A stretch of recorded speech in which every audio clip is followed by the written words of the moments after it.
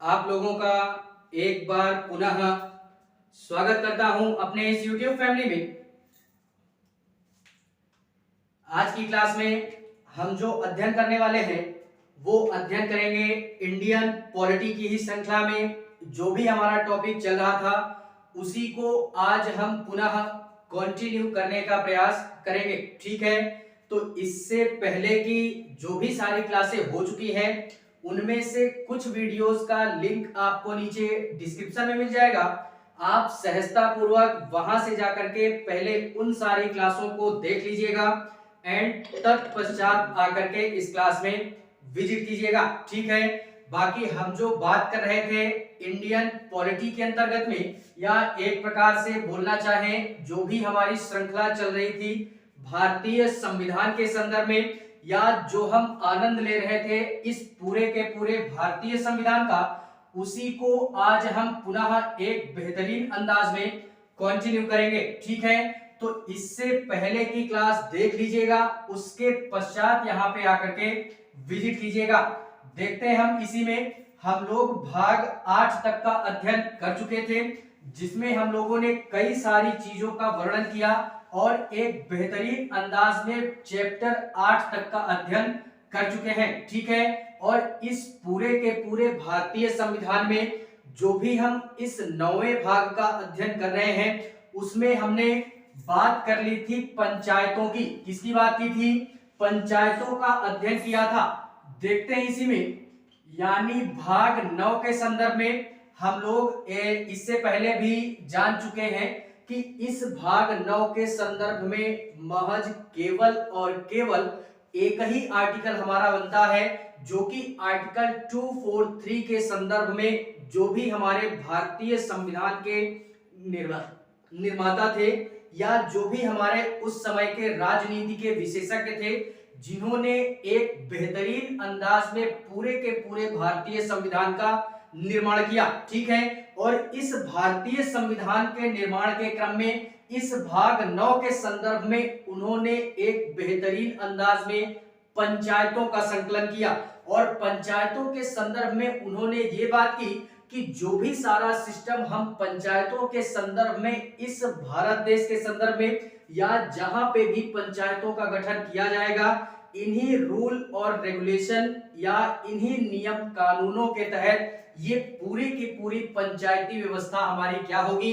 संचालित की जाएगी। ठीक है, तो देखते हैं, आनंद लेते रहिएगा मेरे साथ में इस पूरे के पूरे भारतीय संविधान का और इस पूरे के पूरे पंचायतों में क्या होता है उसका भी आनंद लीजिएगा।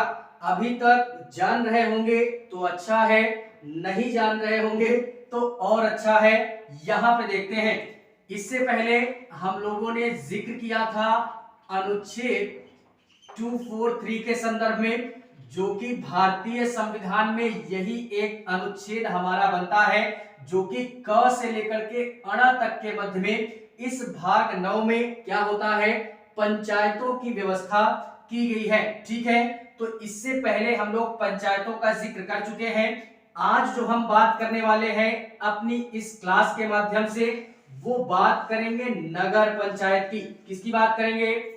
नगर पंचायत की बात करेंगे, या एक प्रकार से बोलना चाहें तो इसको हम लोग नगर पालिका के नाम से भी जानते हैं या एक प्रकार से नाम हम दे सकते हैं नगर पालिका के संदर्भ में। ठीक है, इससे पहले हम लोग ये अवगत करा दें आपको कि पंचायतों की जो व्यवस्था है ये यार हम लोग पंचायतों का जो भी प्रावधान था ये हमारे मूल संविधान के अंतर्गत नहीं था। ठीक है, इसको हमारे 73वें संविधान संशोधन के द्वारा इसको राज्य के नीति निदेशक तत्व के अंतर्गत समाहित किया गया बाद में। ठीक है, और इसमें कई सारी चीजों का प्रावधान भी किया गया, तो उसी में हम लोग पंचायतों को देख चुके हैं।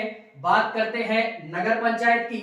इसमें ये जो नगर पंचायत का प्रावधान है ये हमारे 74वें संविधान संशोधन 1993 में इसको भी ऐड किया गया, लेकिन वो 73वें संविधान संशोधन में था, ये 74वें संविधान संशोधन में। ये हमने याद रखना, 74वें संविधान संशोधन के द्वारा ये हमारे नगर पंचायत का भी क्या किया गया, संविधान में इसको भी समाहित किया गया। और थोड़ी सी कंपैरिजन करते जाना, कंपैरिजन करेंगे तो ना कहो यार, थोड़ा बहुत हमको सहजता भी महसूस होगी अध्ययन करने के उद्देश्य से भी और समझने के उद्देश्य से भी, ठीक है।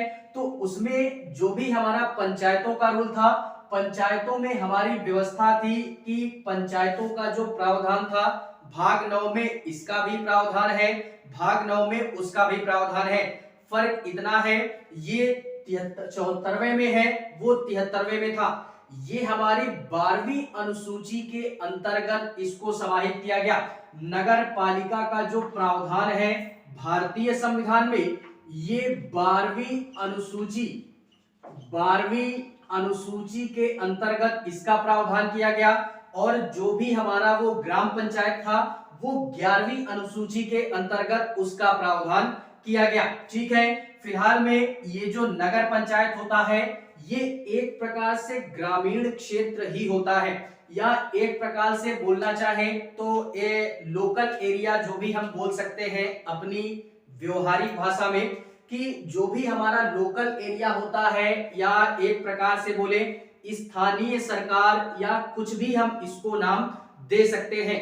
ये गांव और शहर का एक प्रकार से बोले तो मिश्रण होता है, ना ही ये एक प्रकार से उतना इसका विकास हुआ होता है, और ना ही ये पूरी तरीके से हमारा पिछड़ा हुआ होता है, ठीक है। तो एक प्रकार से इसको हम बोल सकते हैं कि ये हमारा गांव और शहर का क्या होता है, मिश्रण होता है। इसी को हम लोग यार नगर पंचायत के नाम से जानते हैं। और बेसिकली आप लोग भी यार जानते होंगे कि हमारे गांव में यार ग्राम पंचायतें वगैरह होती हैं, तो हम लोग देखते होंगे गांव से हट करके जो भी आपके एरिया में या जहां पे भी कुछ भी हो, मतलब गांव से थोड़ी दूर पर, कुछ दूर पर जहां पे सब्जी की बाजार वगैरह लगती होगी, होता होगा ऐसा एरिया, उसी एरिया को हम लोग नगर पंचायत के संदर्भ में जोड़ देते हैं। वो ना ही पूरी तरीके से विकसित है और ना ही पूरी तरीके से हमारा क्या है, ना ही वो मतलब पिछड़ा हुआ है, ठीक है। तो इसको हम लोग ये भी जानते हैं। और इतना ही नहीं, ये जो हमारी पंचायतों की व्यवस्था थी, ये हमारे प्राचीन काल से भी चली आ रही थी।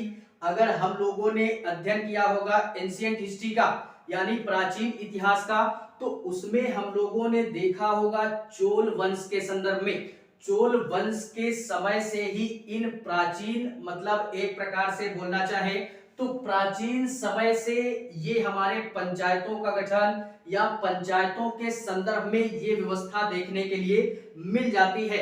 और पंचायतों को बनाने का महज केवल और केवल एक ही उद्देश्य था कि गांवों के लेवल पे भी सत्ता का विकेंद्रीकरण किया जा सके और गांवों को एक बेहतरीन ढंग से उनको भी विकसित किया जा सके।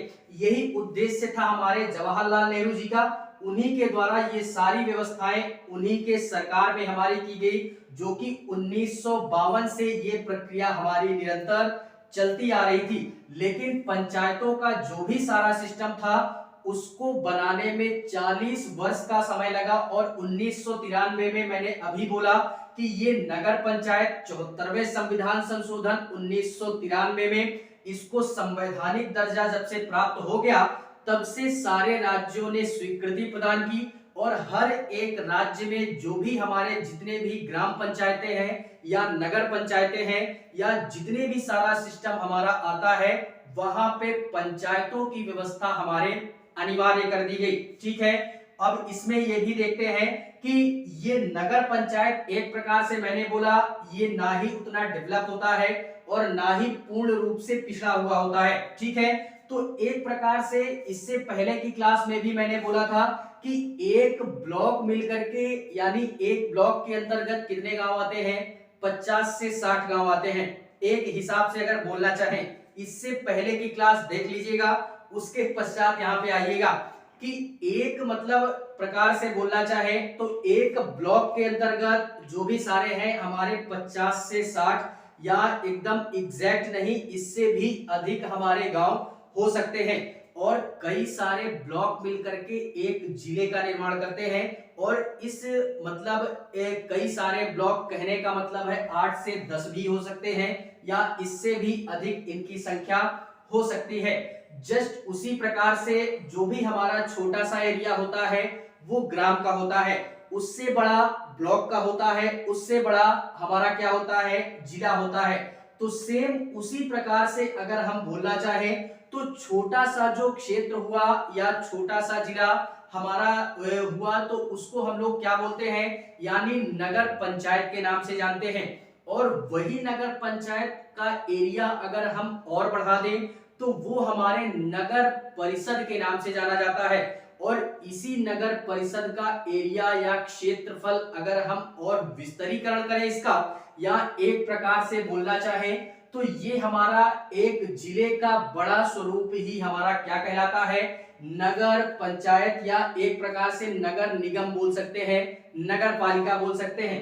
नगर निगम ज्यादा बेटर होगा तो नगर निगम बोल सकते हैं, ठीक है। और नगर निगम वगैरह ये शहरी क्षेत्र में हमारे ज्यादा देखे जाते हैं। तो इसमें हम बेसिकली अगर बोलना चाहें तो क्षेत्रों का छोटा स्वरूप हमारे क्या कहलाता है, नगर पंचायत कहलाता है, नगर पंचायत कहलाता है। एंड इसी क्षेत्र का थोड़ा सा और विस्तारीकरण करें तो ये नगर परिषद कहलाता है, नगर परिषद कहलाता है। और इसी का और अगर हम विस्तारीकरण करें या इस क्षेत्र का और विस्तारीकरण किया जाए तो ये हमारा क्षेत्र नगर निगम के अंतर्गत आता है, ठीक है। तो ये हमारे 3 क्षेत्र ऐसे हैं जो कि नगर पंचायत के अंतर्गत आते हैं। यार इससे पहले हम लोगों ने अध्ययन किया था, क्या अध्ययन किया, पंचायतों का, जिसमें हम लोगों ने बात की थी कि पंचायतों में भी त्रिस्तरीय व्यवस्था देखने के लिए मिलती है। किस समिति के सिफारिश पे, बलवंत राय मेहता की सिफारिश पे हमारे क्या किया गया था कि पंचायतों को भी त्रिस्तरीय व्यवस्था में बांटा गया था। जस्ट उसी प्रकार से ये हमारे नगर पंचायतों का भी त्रिस्तरीय व्यवस्था यहाँ पे की गई। पहला नगर पंचायत, दूसरा नगर परिषद एंड तीसरा नगर निगम हमारा आता है। एंड इसी के अंतर्गत में उसको भी देख लेते हैं कि हम लोगों ने बात की थी कि उसमें सबसे पहले आता था ग्राम पंचायत, ग्राम पंचायत जो कि गांव के स्तर पर होता था, ग्राम पंचायत। एंड दूसरा हमारा आता था एक प्रकार से बोले तो ब्लॉक स्तर पर, जिसको हम लोग ग्राम परिषद के नाम से जानते हैं, ग्राम परिषद के नाम से जानते हैं, या ब्लॉक स्तर पे ये होता है हमारा, ठीक है। एंड इसी के पश्चात में बात करें तो वो हमारा आता है जिले स्तर पर आता है, जिसको हम लोग जिला पंचायत या जिला समिति के नाम से जानते हैं, ठीक है। और इसी में जो भी सारा सिस्टम होता है वो बड़ा बेहतरीन सिस्टम होता है, ठीक है। यानी ग्राम के लेवल पे ग्राम पंचायत की व्यवस्था की गई, जिसका हेड हमारा या जो मुखिया होता है, ग्राम परिषद में हमारा होता है ना, चुनाव होता है ब्लॉक अध्यक्ष वाला, तो वो हमारे ब्लॉक स्तर पर होते हैं। एंड जिला पंचायत स्तर पे जिला का जो भी हमारा अधिकारी होता है वो सारी चीजें वहां पे हैंडल करता है। जस्ट उसी प्रकार से यहाँ पे नगर पंचायत का जो हेड होता है ये हमारा चेयरमैन होता है, इसको हम लोग चेयरमैन के नाम से जानते हैं। एंड ये जो नगर परिषद होता है इसका जो अधिकारी होता है इसको हम लोग नगर परिषद अध्यक्ष के नाम से जानते हैं, इसको भी हमने याद रखना है, नगर परिषद अध्यक्ष के नाम से जानते हैं। एंड इसी के संदर्भ में ये जो नगर निगम वाला एरिया होता है, इस नगर निगम में हम लोगों ने सुना होगा ये थोड़ा सा शहरी क्षेत्र में आता है।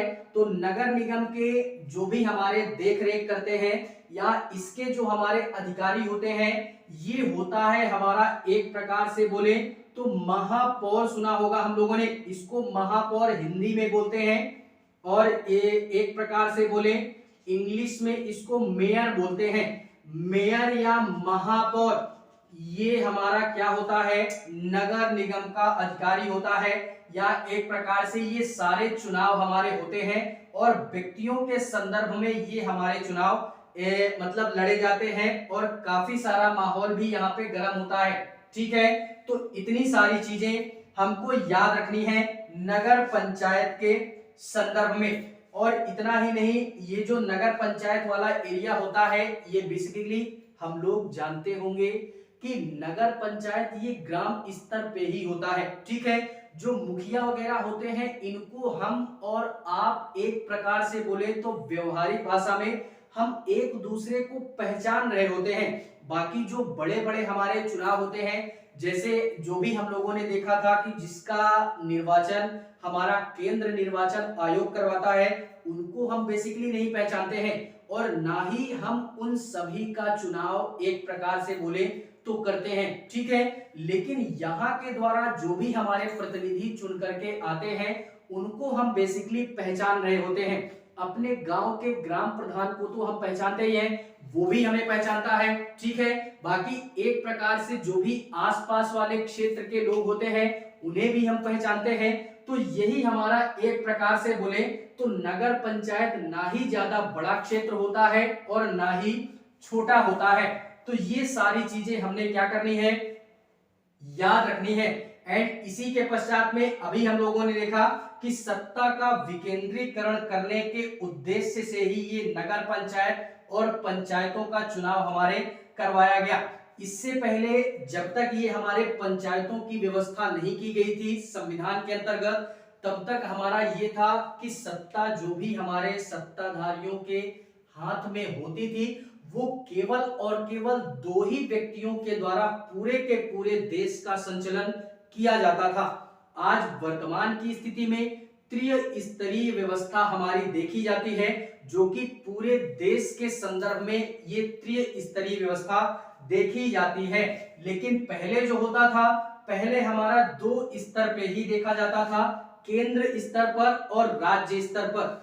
राज्य स्तर पर जो भी हमारे सत्ताधारी होते हैं उनको हम लोग विधायकों के संदर्भ में जानते हैं और जो भी हमारे केंद्र स्तर पर होते हैं उनको हम सांसदों के नाम से जानते हैं। तो यही दो लोग हमारे क्या करते थे, देश का संचालन करते थे। लेकिन जैसे ही ये हमारा संवैधानिक दर्जा प्राप्त हुआ, इसको संविधान में जगह दिया गया, तब से हमारा क्या हो सका कि पूरे के पूरे देश का जो भी हमारा प्रशासनिक सिस्टम है या राजनीतिक स्वरूप है वो हमारा क्या हुआ कि एक प्रकार से त्रिस्तरीय शासन में बट गया।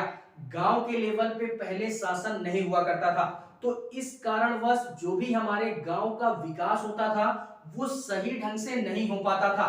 इसी कारणवश जवाहरलाल नेहरू जी के द्वारा हमारी एक समिति बनाई गई थी, जिसको हम लोग क्या बोलते हैं, बलवंत राय मेहता समिति के नाम से जानते हैं। ठीक है, इन्होंने ही त्रिस्तरीय पंचायतों की व्यवस्था थी वो गांव के लेवल पे की। और जवाहरलाल नेहरू जी का ये भी कहना था कि अकेले हम दिल्ली में बैठ करके गांवों का विकास नहीं कर सकते हैं, इसी कारणवश हम इन पंचायतों का गठन करेंगे जिससे कि प्रॉपरली हर एक गांव का विकास किया जा सके। तो यही एक उद्देश्य था नगर पंचायतों का भी और पंचायतों को भी गठन करने का। ठीक है, तो इतनी सारी चीजें हमने क्या करनी है, याद रखनी है।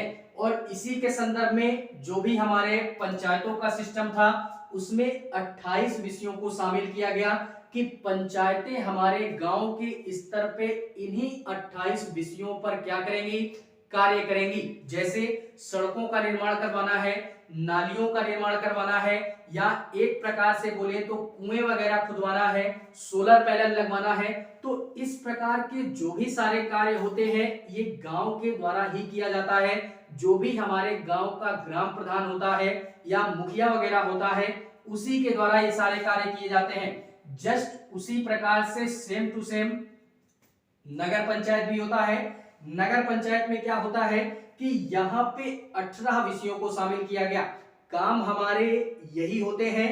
ये थोड़ा सा ग्राम पंचायत से बड़ा क्षेत्र होता है नगर पंचायत। ठीक है, बाकी दोनों होते सेम ही है। इसकी चर्चा भारतीय संविधान में भाग 9 के अंतर्गत है। उसकी चर्चा भी भारतीय संविधान में भाग 9 के अंतर्गत है। एंड इसी के पश्चात में ये 12वीं अनुसूची के अंतर्गत इसका प्रावधान किया गया। पंचायतों का प्रावधान 11वीं अनुसूची के अंतर्गत किया गया। ठीक है, तो इतनी सारी चीजें हमने क्या करनी है, पंचायतों के संदर्भ में याद रखनी है। इसी के पश्चात में एक बात इसमें और याद रखनी है, क्या कि इसमें एक प्रकार से बोले तो आर्टिकल वाइज याद मत रखिएगा, क्योंकि एक ही आर्टिकल है इसमें। ठीक है, इसमें एक शब्द और पकड़ना है हमने, जो कि सरकार के संदर्भ में ही आता है, वो आता है कोऑपरेटिव सोसाइटी के नाम से जानते हैं। ये शब्द पकड़ना हमने, कोऑपरेटिव सोसाइटी, या जिसको हम लोग सहकारिता बोलते हैं। ये कोऑपरेटिव का मतलब क्या होता है कि एक प्रकार से बोलना चाहे, ये एक साथ मिल करके कार्य करने को ही हम सहकारिता बोलते हैं। या सहकारिता एक प्रकार से ये हमारी सरकार के द्वारा गठित की गई एक समिति टाइप में होती है। इसकी चर्चा कहां पे की गई भारतीय संविधान में, तो ये भी हमारा भाग 9 के अंतर्गत ही आता है। लेकिन ये का प्रावधान करता था, ये खा का प्रावधान करता है। यानी भाग 9 के अंतर्गत भाग 9 के मतलब खा में ये प्रावधान किया गया है कोऑपरेटिव सोसाइटी का, जिसमें इसी के अंतर्गत बोला गया कि मिल करके, को मतलब साथ में, को मतलब साथ में, ऑपरेटिव मतलब मिल करके कार्य करना। तो एक प्रकार से एक साथ में मिल करके कार्य करने को ही सहकारिता बोलते हैं। अब किसके साथ में मिल करके कार्य करना, वो है सरकार की बात की गई यहाँ पे, कि सरकार के साथ में मिल करके कार्य करने को ही क्या बोला गया, कोऑपरेटिव सोसाइटी के नाम से जाना गया। अब यार सरकार के साथ में कौन मिल करके कार्य करेगा, किसकी बात बोली गई यहाँ पे, तो एक प्रकार से यहाँ पे ये बोला गया कि कुछ हमारे कार्य ऐसे होते हैं जो कि अकेले व्यक्तियों के द्वारा नहीं किए जाते हैं। ठीक है, तो उनके लिए सरकार की हेल्प की आवश्यकता होती है। सरकार की ही आवश्यकता क्यों पड़ी और अन्य व्यक्ति की क्यों नहीं पड़ी, इस कारणवश क्योंकि यार हमारा अगर किसी भी प्रकार का कोई विकास किया जा सकता है या कोई विकास किया जाना होगा, अब वो हमारा ग्राम के स्तर पे भी हो सकता है, राज्य स्तर पे भी हो सकता है और पूरे के पूरे देश के स्तर पे भी हो सकता है। ठीक है, तो उसमें भी हमको कुछ बहुत पैसे की आवश्यकता पड़ेगी, जो कि ये हर एक व्यक्ति के द्वारा अलग अलग किया जाने वाला कार्य हो सकता है।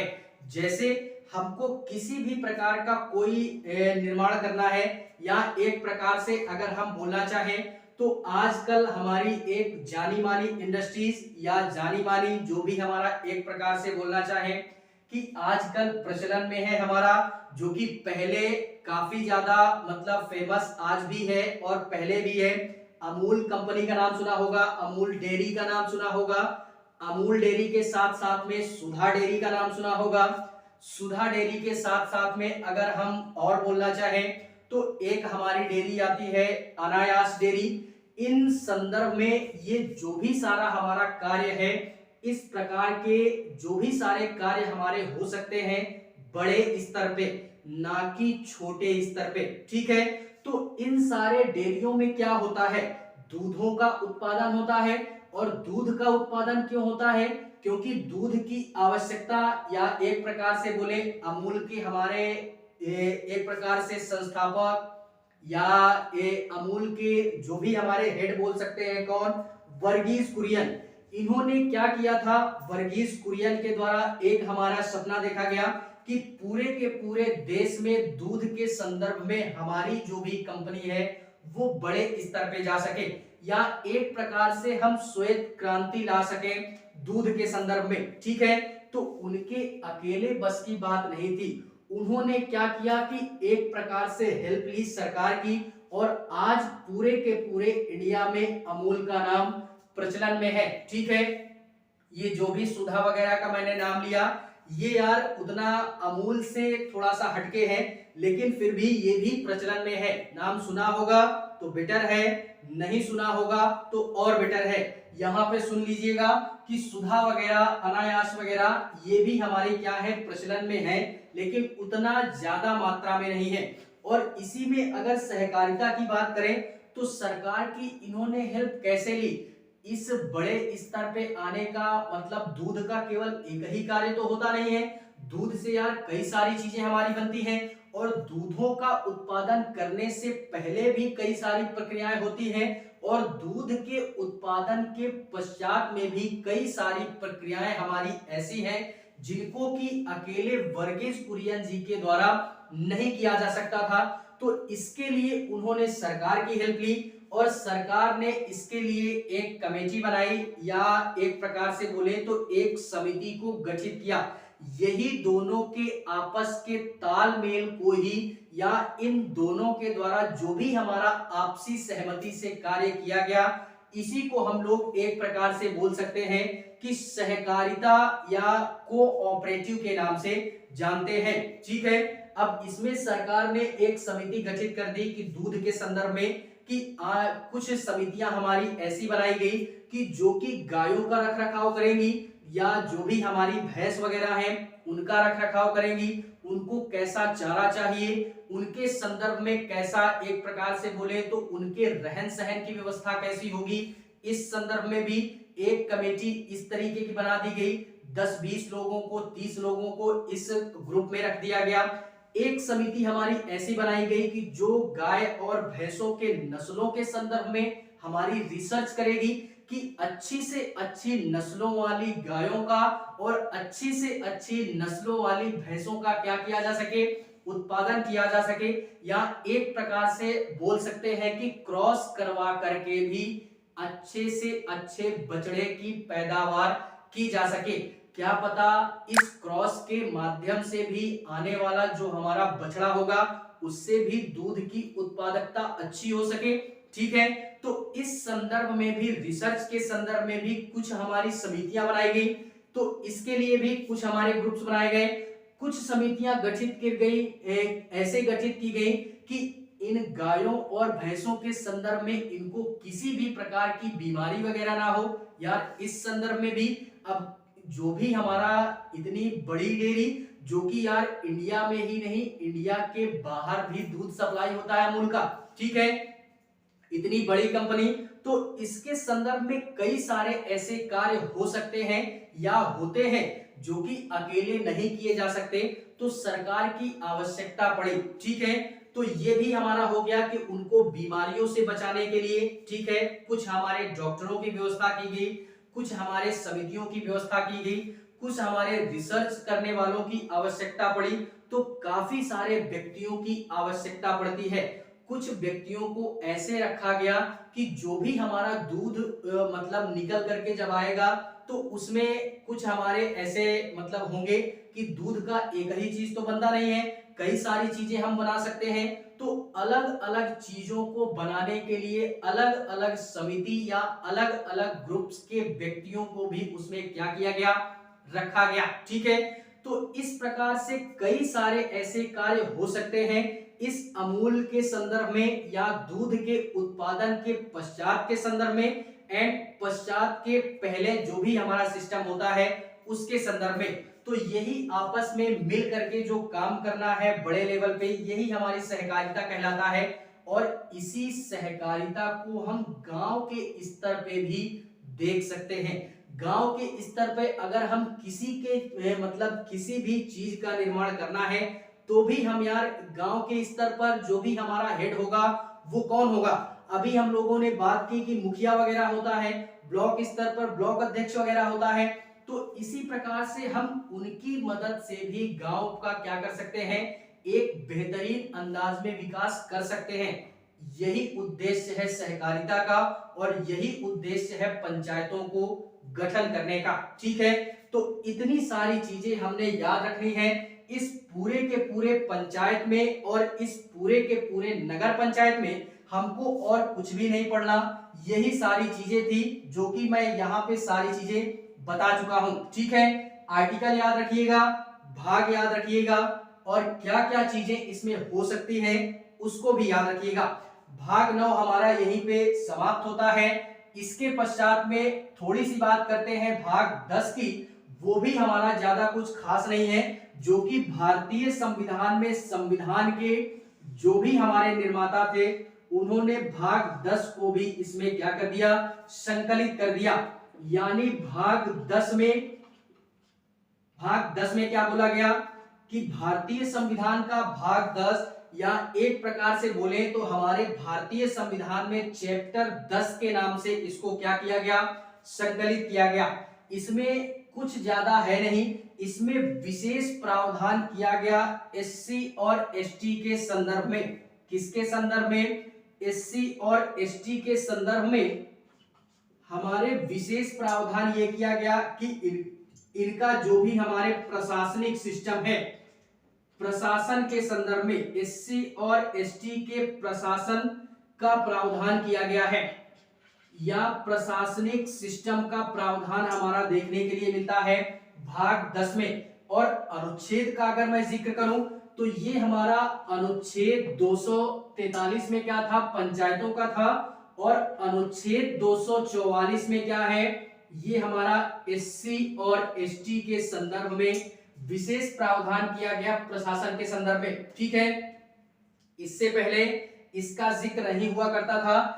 ये हमारा विशेष प्रावधान एससी और एसटी के संदर्भ में इस कारणवश किया गया क्योंकि यार प्राचीन समय से ही एससी और एसटी के संदर्भ में या जो भी हमारे निम्न तबके के लोग होते थे उनको काफी प्रताड़ित किया जाता था। ठीक है, जिससे कि उनको समाज में बराबरी का दर्जा नहीं मिलता था। इसी कारणवश इस भारतीय संविधान में अगर हम लोग एक प्रकार से बोलना चाहें तो जिस समय हमारा संविधान निर्मित हो रहा था तो संविधान के निर्माता सोचिए इतने बुद्धिजीवी, उन्होंने सबका ध्यान दिया, चाहे वो निम्न वर्ग का व्यक्ति हो या उच्च वर्ग का व्यक्ति हो, उन्होंने किसी में भेदभाव ना करते हुए इस पूरे के पूरे संविधान का क्या किया, निर्माण किया।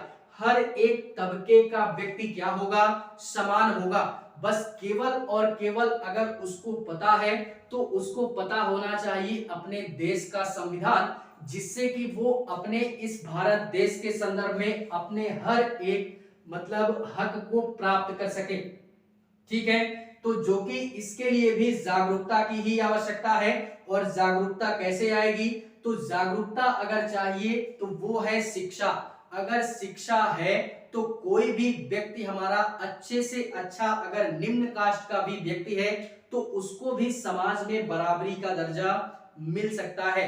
किसी भी व्यक्ति को अगर एकदम बोला है उच्च क्वालिटी का मतलब लाना है अपने लेवल पे, तो उसको दो चीजें दे दो। मेरे अनुसार ये मेरा मानना है कि अगर हम उसको दो चीजें प्राप्त करवा दें तो कोई भी व्यक्ति हमारा उसको हम नीचा ना ही नीचा कह सकते हैं, वो अच्छे से अच्छे मतलब एक प्रकार से ऊंची कास्ट पे भी पहुंच सकता है, भले वो निम्न वर्ग का व्यक्ति है। तो कौन सी दो चीजें? पहला हो गया शिक्षा और दूसरा हो गया पैसा। पैसा होगा तो अच्छा खासा रहन सहन, बाकायदा सिस्टम, खान पान, पहनावा, जो भी सारा सिस्टम है वो अच्छा होगा। और शिक्षा हुई तो बोलना चलना जानेगा, उठना बैठना जानेगा। तो कोई भी हमारा चाहे जितना निम्न कास्ट का व्यक्ति हो या कुछ भी हमारा व्यक्ति है, उसके पास में अगर ये दो चीजें हैं तो अच्छे से अच्छा व्यक्ति भी उसके सामने फेल हो सकता है। ऐसा मेरा मानना है। किसी के संदर्भ में भी ऐसा हो सकता है। तो एससी एसटी के संदर्भ में भी भारतीय संविधान में ये प्रावधान किया गया कि उनको अगर समाज में बराबरी का दर्जा चाहिए तो उसके लिए भी शिक्षा की आवश्यकता, और शिक्षा अगर है तो कोई भी व्यक्ति हमारा समाज में बराबरी का दर्जा पा सकता है। और इसमें प्रशासन के संदर्भ में बात की गई तो पहले क्या होता था कि अगर कोई भी हमारा निम्न कास्ट का व्यक्ति है, अगर वो जाता भी था एक प्रकार से बोले थाने वगैरह में या चौकी वगैरह में अपनी एफआईआर वगैरह दर्ज करवाता था, तो यार कुछ हमारे ऐसे बुद्धिजीवी जो कि उस थाने में बैठे, वो निम्न कास्ट के होने की वजह से ही उन मतलब व्यक्तियों का जो भी सारा सिस्टम होता था, रिपोर्ट वगैरह, वो दर्ज नहीं करते थे। ठीक है, तो इसी कारणवश इन्हीं परिस्थितियों को देखते हुए ही ये हमारा प्रावधान लाया गया कि एससी एसटी वालों की बात हमारे जो भी पुलिस वगैरह है या थाने वगैरह के व्यक्ति हैं वो नहीं सुनते थे।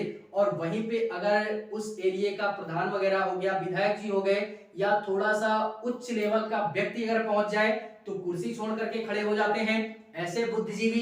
ठीक है, तो ये थोड़ा सा फर्क देखने के लिए मिल जाता है हमने। और आज भी ऐसा होता है, ऐसा नहीं कि आज ऐसा नहीं होता, आज भी होता है। ठीक है, क्योंकि एससी एसटी संदर्भ में भी या एससी एसटी तबके के लोगों में भी गांव के लेवल पे आज भी शिक्षा का अभाव देखने के लिए मिल जाता है। ठीक है, और इनकी अपनी खुद की मानसिकता बनी हुई है कि हम निम्न कास्ट के हैं, इसी कारणवश ये थोड़ा सा आगे बढ़ भी नहीं पाते और शिक्षा ना होने की वजह से इनको समाज में बराबरी का दर्जा नहीं मिल पाता है। तो इस एक्ट के द्वारा या इसके द्वारा प्रशासन के संदर्भ में प्रावधान किया गया और एक हमारा एक्ट लाया गया 1988 में।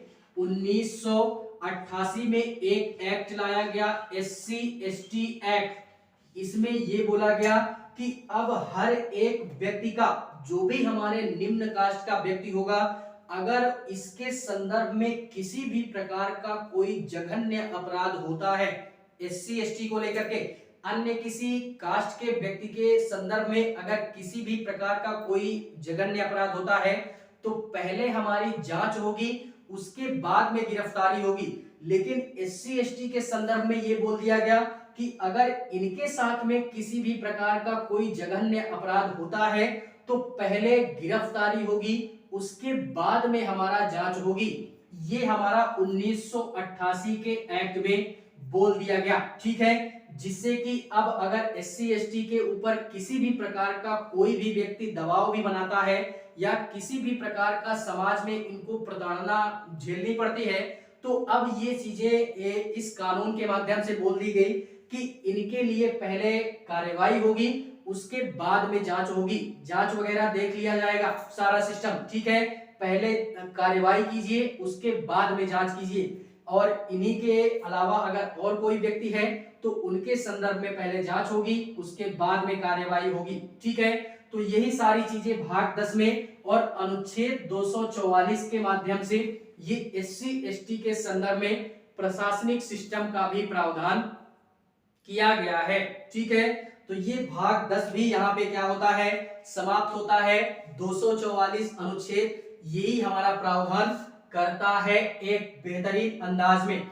इसी के पश्चात में नेक्स्ट क्लास में बात करेंगे हम लोग भाग 11 की, जो कि वो भी एक बेहतरीन अंदाज में, उसको भी हम अध्ययन करेंगे भाग 11 का भी। ठीक है, तो आज के लिए फिलहाल में इतना ही, बात करेंगे इसी के नेक्स्ट मतलब चैप्टर में भाग 11 के संदर्भ में।